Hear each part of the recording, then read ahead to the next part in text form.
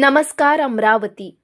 आज आम्ही अमरावती जिल्हा युवक काँग्रेसच्या वतीने पोलीस स्टेशन येथे एक विकृत व्यक्ती जो स्वतःला बजरंग दल, गौरक्षक, ओम बिर्ला यांच्या टीम मधला आहे, भाजपचा कार्यकर्ता आहे असं तो स्वतः त्या व्हिडिओमध्ये सांगत आहे।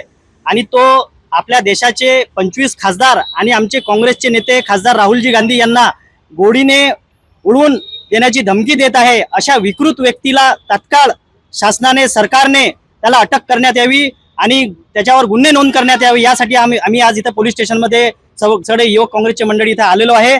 असं जर नाही झालं, त्याला जर त्यांनी दाब नाही दिला तर आम्ही युवक काँग्रेसच्या वतीने संपूर्ण जिल्हाभर तालुक्याच्या ठिकाणी मोठ्या प्रमाणात आंदोलन उभारू। युवक काँग्रेसच्या वतीनं अमरावती सिटी कोतवालीमध्ये आताच एक निवेदन देण्यात आलं।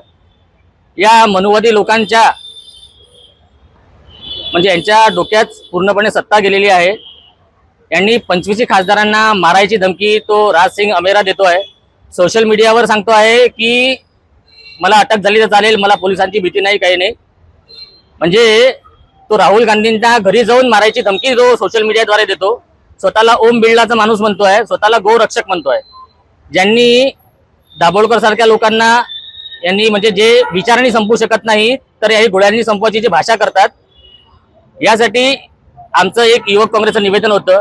25 खासदारांपैकी आपल्या अमरावतीतले सुद्धा एक खासदार त्यात आहे की या 25 खासदारांना तो गोळ्या झाडून उडवायची धमकी देतोय। माझं सीपी साहेब, ठाणेदार साहेबांना एकच म्हणणं होतं की त्यांच्यावर लवकरात लवकर गुन्हा दाखल करा, त्यांना अटक करा। नाही तर युवक काँग्रेस संपूर्ण जिल्ह्यात, संपूर्ण राज्यात, संपूर्ण देशात पूर्ण गांधीगिरीचं आंदोलन तर आम्ही करतोच, नाही तर आम्ही भगतसिंग आमच्या अंगात घुसायला काही वेळ लागणार नाही।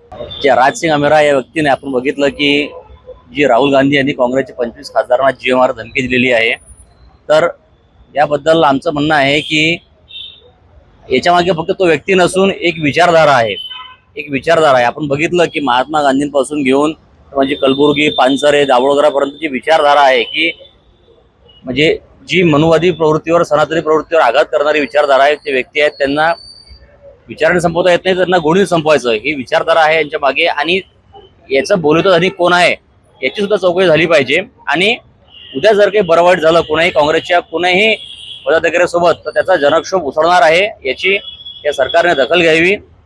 आणि याच्या मागे यांचं बोलवतो धनी कोण आहे, याच्या मागे याची मॉडस ऑपरेंडी काय आहे याचा छडा लावण्यात यावा, अशी आमची मागणी आहे।